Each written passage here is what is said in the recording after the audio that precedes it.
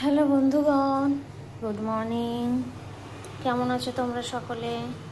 আশা করি ভালো আছো, সুস্থ আছো। আমিও ভালো আছি।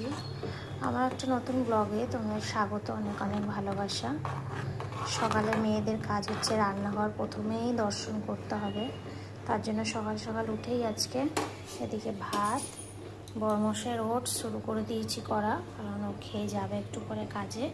আর এদিকে আমার চা বিস্কুট বানিয়ে রেখেছি, কিন্তু এখনও খাওয়ার টাইম পাইনি, খাবো এটা করে। আর ওদিকে মাম্মামকে একদিকে খাওয়াচ্ছি, বাকি কাজকর্মতে এখনও হাত দিইনি। চাটা খেয়ে নিই, তারপরে বাকি কাজকর্মগুলো করবো। তো চলো আজকের দিনটা শুরু করলাম, সঙ্গে থেকো, পাশে থেকো।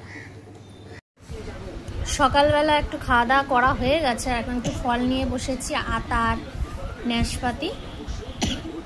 ওই ফার্স্ট আতা খাচ্ছে, ভালো মা।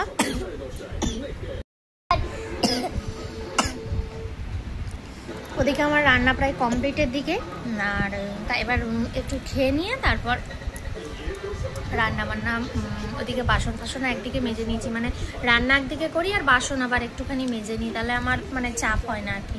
তো এদিকে একটু খেয়ে দিয়ে নিয়ে তারপর বাকি কাজকর্মগুলো করবো। আমার এদিকে সব কিছু রান্নাবান্না কমপ্লিট, বাসন মাজাও কমপ্লিট। এবার ঘর দুয়ার মুছে স্নান করব। তো কি রান্না করেছি চলো দেখিয়ে দিই। এখানে ভাত,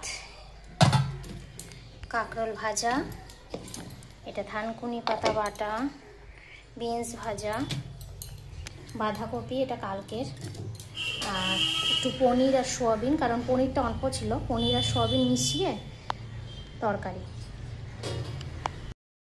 তো এখন হচ্ছে একটু ভুতু সাজবো। এই প্যাকটা বানিয়েছি, এটা অনেকদিন মাখা হয় না, একটু মাখবো। হ্যাঁ মাখবে, মেখে তারপর স্নানে যাবো। তো চলো এখন রাখি। দেখো বন্ধুরা, এইমাত্র স্নান করে এলাম, বাজে ঘড়িতে হচ্ছে 1:05। আর আজকে অনেক কাজ হয়েছে, অনেক পরিষ্কার হয়েছে, অনেক কিছুই, যেগুলো সব কিছু তো আর ক্যামেরা করে দেখানো সম্ভব হয় না। তো এবার খেতে বসবো, খিদে পাচ্ছে, চলো খেয়ে নিই। ঘড়িতে এখন বাজে 8:35 মতো, আর মাম্মামকে খাওয়াতে বসালাম ভাত আর সয়াবিন পনির দিয়ে তরকারি। এই যে বিকালবেলা একটু বেরিয়েছিলাম, কালকে যেহেতু গণেশ পুজো, আমি কোনোবার গণেশ পুজো করি না সেভাবে, তো এবার মনে হলো যে একটা ছোট গণেশের মূর্তি, এমনি বাড়িতে একটা গণেশের ফটো রয়েছে, তো শুনেছি যে কোনো ঠাকুরের মানে ভাঙা ফটো রাখতে নেই।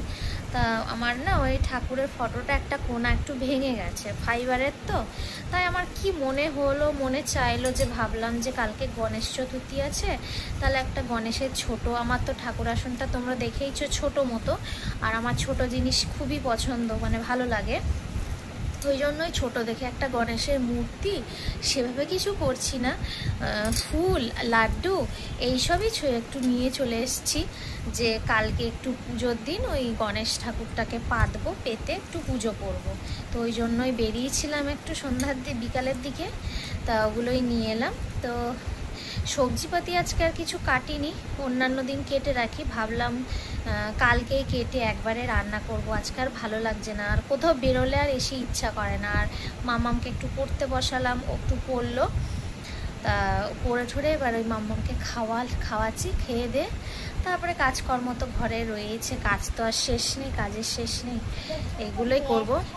আর কালকে পুজো করলে অবশ্যই তোমাদের সঙ্গে ঠাকুরটা কালকে শেয়ার করব। তো চলো এখন রাখি, পরে কথা হবে। বাজে 10:10, এবার খেতে বসবো। আমার সব কাজকর্ম কমপ্লিট, মাথায় একটু তেল দিয়েছি, এই জন্য একটু বসে আছি। তো খাবো চুলটা বেঁধে, দিনের তো সব রান্না বান্না রয়েছে। তো চলো আজকের মতো টাটা, গুড নাইট। আর ভিডিওটা ভালো লাগলে অবশ্যই একটা লাইক, কমেন্ট আর ফলো করে দিন। Tata, good night.